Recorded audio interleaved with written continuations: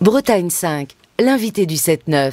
Et ce matin, notre invité de la matinale, notre invité politique est Yannick Lecam, et il est secrétaire de la fédération du Parti communiste des Côtes-d'Armor, et il est venu jusqu'au micro de la matinale. Je l'en remercie. Bonjour. Bonjour. Alors on va parler de la présidentielle, on va donc parler politique, évidemment, comme on en a l'habitude dans ce rendez-vous, et on va parler de la présidentielle et du Parti communiste, eh bien qui, j'allais dire, depuis quelque temps, frémit un peu. On avait vu que les forces de gauche, on le voit d'ailleurs, ont du mal, elles sont à la peine, et Fabien Roussel a donné, j'allais presque dire, un coup de fouet au Parti communiste et aux idées qu'il porte pour cette présidentielle. Un coup de fouet, je ne sais pas, mais il y a comme une forme de nouveauté, puisque le Parti communiste français avait jusque cette élection présidentielle, ça fait deux élections, dans lesquelles il ne participait pas en tant que parti, puisqu'il soutenait un candidat d'une autre formation. Et donc le fait que il soit aujourd'hui présent dans ce débat présidentiel, il y a comme une forme de nouveauté, effectivement. Ça, c'est la première chose. La deuxième, c'est qu'effectivement, Fabien Roussel apporte ce que le Parti communiste n'apportait plus, faute de candidature, fait entrer le débat social dans le débat politique. Et donc, là aussi, ça ouvre des champs de... J'allais dire d'utopie, c'est pas des champs d'utopie, mais ça ouvre des champs d'espoir dans la gauche. Et donc, c'est un peu ce qui se passe là aujourd'hui. On sent bien qu'il y a, je vais dire, un frémissement, je ne sais pas si c'est le bon terme, et qu'un certain nombre de personnes voient dans cette candidature oui, il y a un espoir. Et donc, c'est ce que nous sentons en ce moment. Alors, on voit le Parti communiste d'un côté, la France insoumise de l'autre. On a l'impression qu'évidemment, il y a un effondrement du côté de la social-démocratie. On pense au PS. Est-ce qu'il y a besoin d'aller sur des terrains plus sociaux, peut-être plus clivants aussi? C'est un mot à la mode et très divulgué aujourd'hui. Est-ce qu'il y a besoin d'aller sur ces terrains-là pour apporter le débat aujourd'hui? Est-ce qu'on a oublié finalement le débat à gauche, le débat essentiel? Je ne suis pas sûr qu'on ait oublié le débat. On a peut-être oublié les gens. Donc, c'est le constat qu'on peut faire à gauche, c'est qu'effectivement, il y a un manque de perspective. Et que cette perspective ne pourra se construire qu'à partir du moment où on prendra en compte l'intérêt, les aspirations du peuple français, de la population, et c'est le sens de la candidature de Fabien Roussel. Alors on l'a vu, Fabien Roussel bouscule sur le terrain social, il s'attaque à la finance, il l'a dit lors de son meeting récent, je crois que c'était à Marseille, la finance, eh bien il faut la faire bouger, il faut nationaliser, le terme est fort, on revient à une présence de l'État, nationaliser entre autres les assurances et les banques, parce que voilà, elles génèrent beaucoup d'argent, elles ne redistribuent pas. Est-ce que c'est une forme d'État plus interventionniste que plaide Fabien Roussel? Une forme de pays qui intervient, qui intervient sur le champ social, et pour pouvoir intervenir sur le champ social, il faut intervenir sur l'échelle de la répartition des richesses. Et donc, oui, de ce point de vue-là, c'est un État plus interventionniste, puisqu'on a vécu depuis plusieurs décennies maintenant un État qui s'est retiré de ses prérogatives de ce point de vue-là. Et donc, oui, un État plus interventionniste, mais c'est pas que de l'interventionnisme, c'est aussi une question de porter la démocratie sur un certain nombre de champs. Alors, je vais prendre un exemple pour sortir des banques et des assurances sur la question de la protection sociale. Là aussi, ce dont on souffre, c'est pas trop de démocratie sur ce terrain-là, c'est de pas assez de démocratie. Mais je pourrais en prendre d'autres exemples sur la question de l'énergie, la maîtrise de l'eau. Voilà. On va en parler. Hein. Oui, on va en parler. Alors, on ne déroulera pas tout le programme parce que ce serait très long, mais on va en parler. Et il y a aussi cette mesure que Fabien Roussel met en avant, le SMIC à 1 500 € net. Aujourd'hui, on a beaucoup de gens qui vivent mal.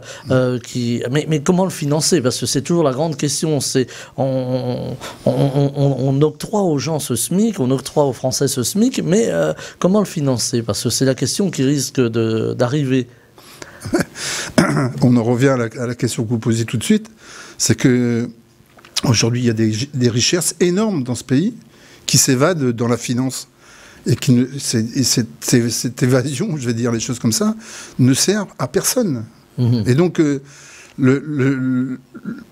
l'axe d'intervention, c'est de faire en sorte que ces richesses, non pas qu'on les prenne, qu'on prenne tout, mais que c'est une part de ces richesses plus grandes puisse bénéficier à l'ensemble de la population.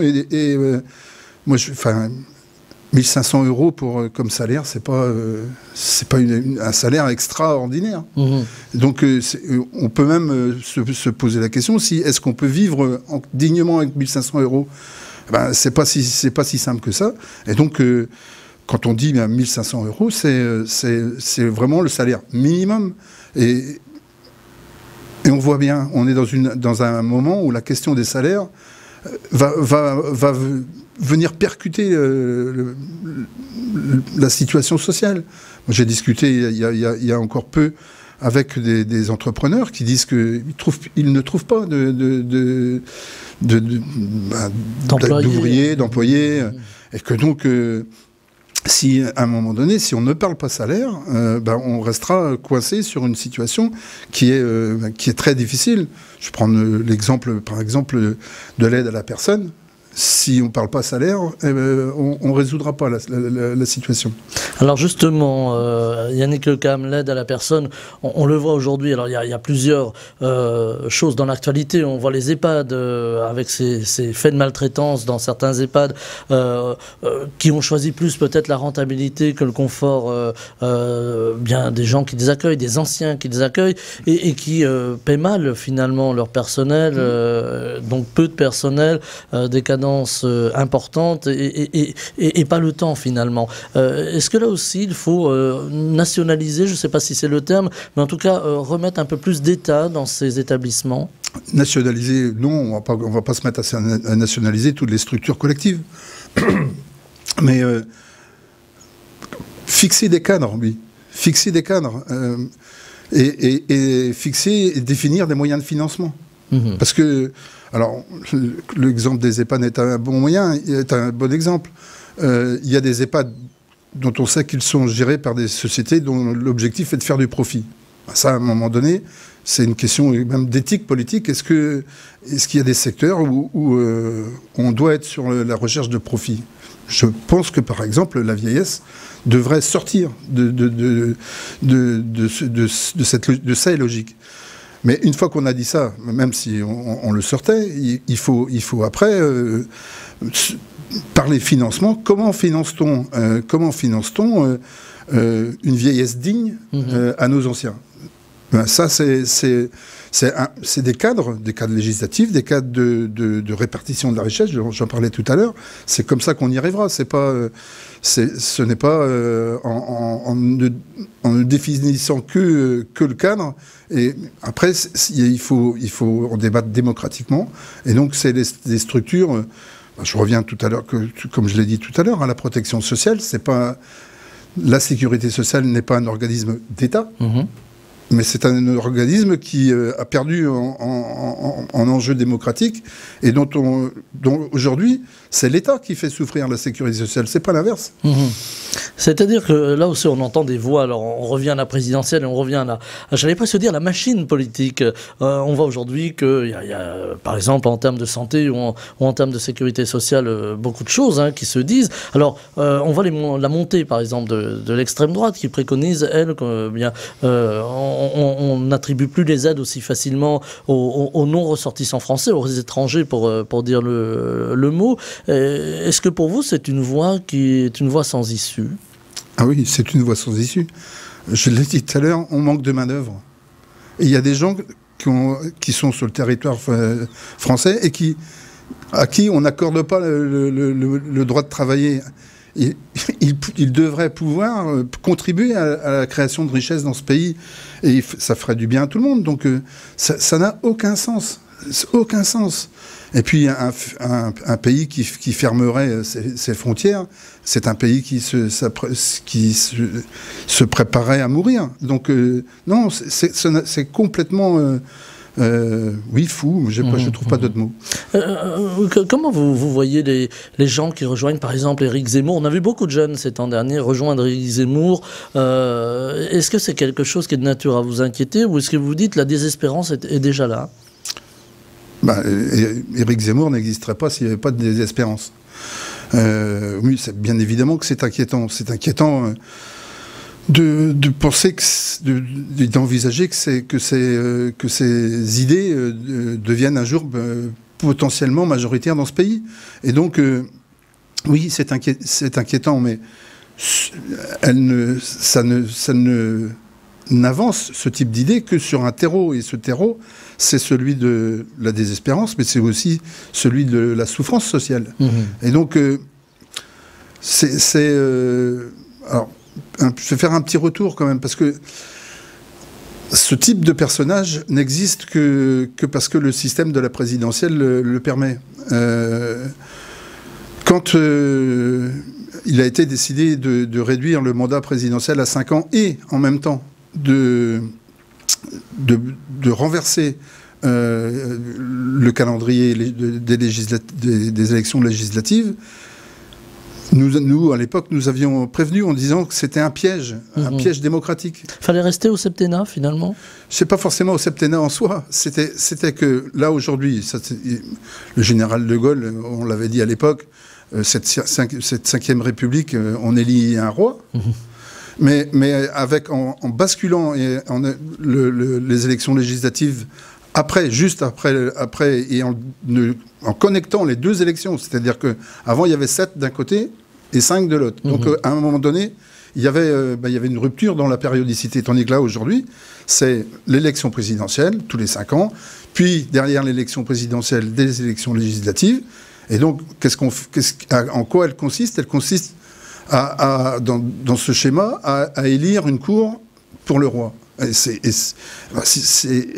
un piège qui est en train de se refermer sur notre pays, sur la gauche par exemple. Et il faudrait modifier finalement la Constitution, changer j'allais dire la fréquence des élections. Oui, il faudrait changer bien des choses sur le terrain démocratique, il n'y a pas que les élections. Je le disais tout à l'heure.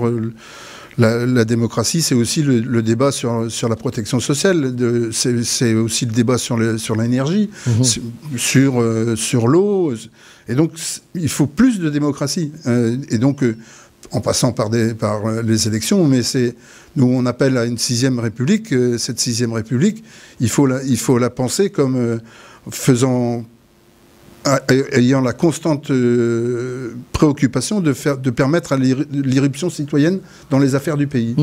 Alors, il y a beaucoup de voix qui s'élèvent aujourd'hui pour que cette 6e République soit constituée. Alors, on pense à Jean-Luc Mélenchon chez la France Insoumise qui demande la même chose finalement. Est-ce que la gauche pourrait, à un moment ou à un autre, les forces de gauche, s'unir au moins sur ce point-là?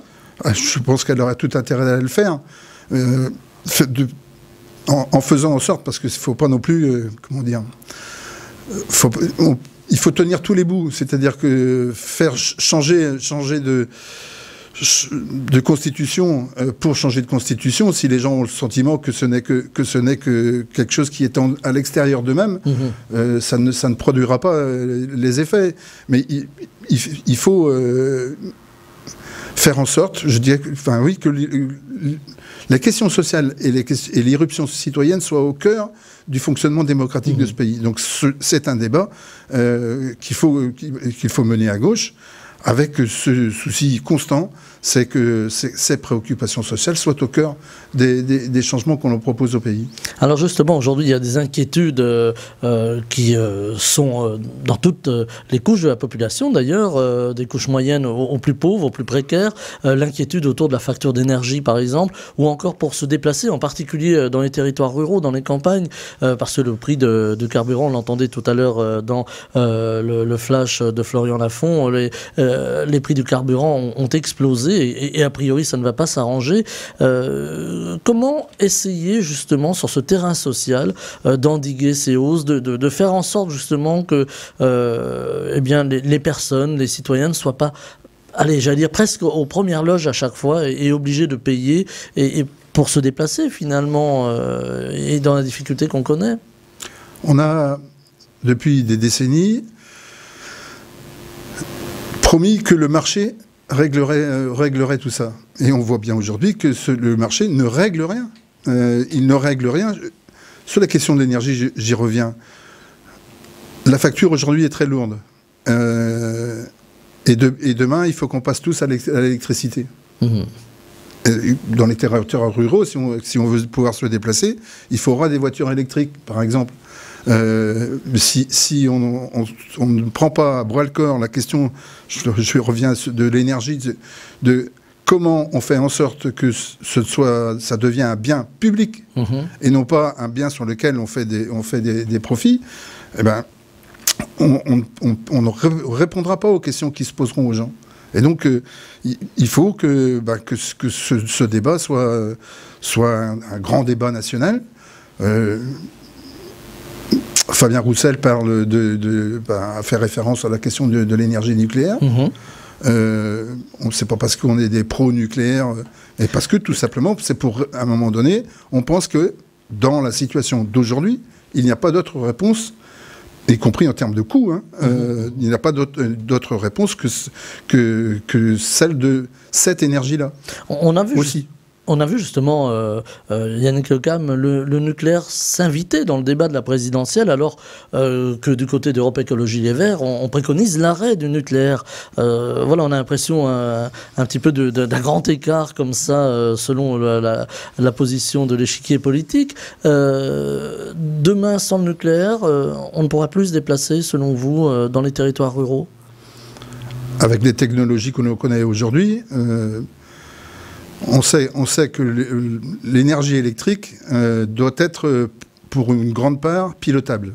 C'est-à-dire que il faut qu'il y ait constamment adéquation entre l'offre énergétique et la demande. Autrement, on risque des grands clashs, comme certains pays l'ont connu.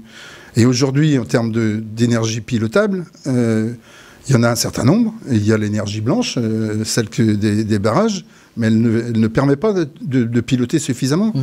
Et aujourd'hui, je répète toujours aujourd'hui, parce que les technologies vont probablement évoluer, et peut-être que dans 10 ans, on aura d'autres solutions, mais pour pouvoir répondre à la demande tant de mobilité que pour le chauffage, et à un coût qui reste mesuré pour les ménages, on considère que dans le panel des énergies qui sont aujourd'hui proposées, l'énergie nucléaire fait partie des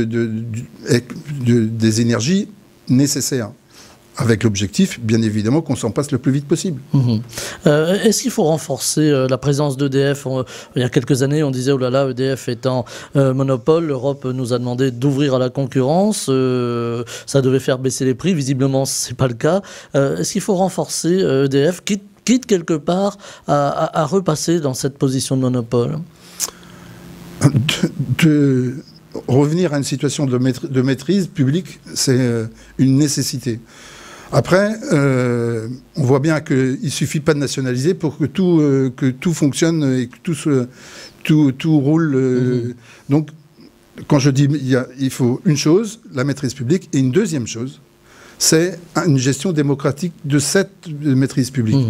C'est probablement ce que EDF n'a pas fait pendant, là aussi, des décennies. Ça avait été le cas à la création.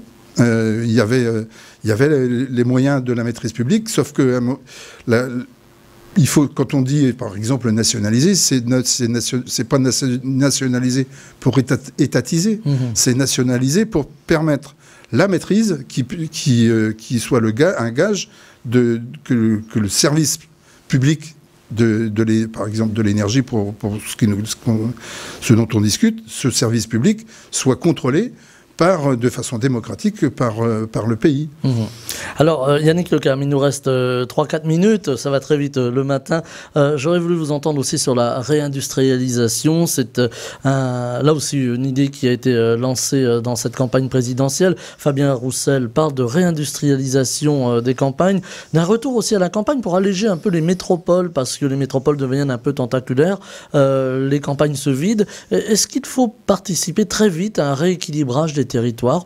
On pourrait aussi ajouter les services publics, un égard, les postes, etc. Il y a un enjeu. Je parlais tout à l'heure de la création de richesses. On ne crée pas des richesses uniquement sur les services. Et donc, pour pouvoir payer des services, il faut créer de la richesse. Et donc, il faut des entreprises qui créent cette richesse. Et donc, ça, c'est la première chose. La deuxième chose, c'est effectivement qu'il faut répartir sur le territoire cette possibilité de création de richesse. C'est un enjeu, oui, territorial. On voit bien que dans notre région, on souffre. Et puis, il y en a d'autres qui souffrent encore plus, mais on souffre du fait que aujourd'hui, pour notre jeunesse, par exemple, la perspective de trouver un emploi stable, parfois cette perspective, elle se situe loin, alors que il n'y a aucune raison que dans une région comme la nôtre et dans d'autres régions, on ne soit pas en mesure de le faire. Alors, on a le sentiment néanmoins qu'il y a un retour un petit peu à la campagne, je ne sais pas si on peut le dire comme ça. Alors peut-être que la crise du Covid a précipité un peu les choses. On a aussi beaucoup de métropolitains. Alors on dit souvent les Parisiens, on met là encore tous les guillemets qui s'imposent, mais qui viennent ici habiter en Bretagne. Alors ça pose d'autres problèmes. Ça pose par exemple le problème du logement. Oui, ça pose le problème du logement.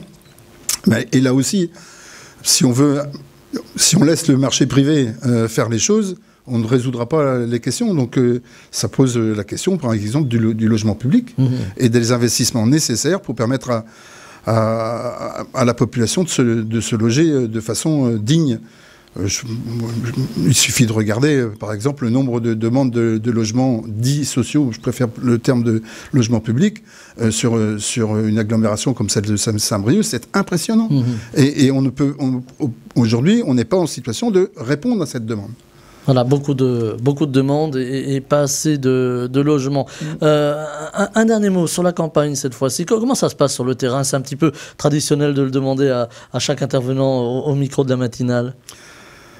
Ça se passe, je ne vais pas vous le cacher, jusque on va dire, le dernier trimestre de l'année 2021, c'était complexe. Les gens étaient perturbés par le fait que cette division à gauche, enfin ce qu'ils appelaient le sentiment de division qu'ils avaient. Aujourd'hui, les choses bougent. J'ai à côté de moi un texte que vient d'écrire Monsieur Geffray, qui était prêtre et ancien maire d'Airéac, et qui montre qu'il y a des bougées et que on est dans une période où les gens, jusque-là, on leur a dit voilà comment ça va se passer. Il y aura un premier tour, puis après on sait qui sera au deuxième, et on voit bien que là, les gens sont en train de se positionner. Et quand ils se positionnent, ils sont peut-être en train de faire que le jeu de qui était bien ordonné soit bousculé. Et donc nous, on va y œuvrer et en mettant en place ce que Fabien Roussel nous a proposé, à savoir des comités des jours heureux dans tous nos territoires. Il y a aussi l'abstention. Comment faire revenir les électeurs aux urnes? Parce qu'on a l'impression que les gens sont un peu désabusés par la politique. Et bien justement, en faisant comme ça, quand je parlais de comités des jours heureux, ce n'est pas des comités du Parti communiste. Ce sont des comités de gens qui veulent intervenir dans le débat politique sur les questions qui les préoccupent. On ne leur demande pas d'être d'accord surtout des idées du Parti communiste, mais on leur propose de venir en discuter et de venir y travailler, y compris de venir dire comment ils peuvent aller à la rencontre de leurs voisins, de leurs collègues de travail, pour démultiplier la campagne de Fabien Roussel. Eh bien, c'est là-dessus que l'on va terminer. Yannick Lecam, je rappelle que vous êtes secrétaire de la Fédération du Parti communiste des Côtes-d'Armor et vous étiez en direct avec nous dans la matinale de Bretagne 5 pour parler politique. On va encore en parler beaucoup de politique dans les temps qui viennent avec la présidentielle et après avec les législatives. Merci infiniment d'avoir été avec nous en direct et belle journée. C'est moi qui vous remercie. Bretagne 5, le 7-9, Stéphane Hamon.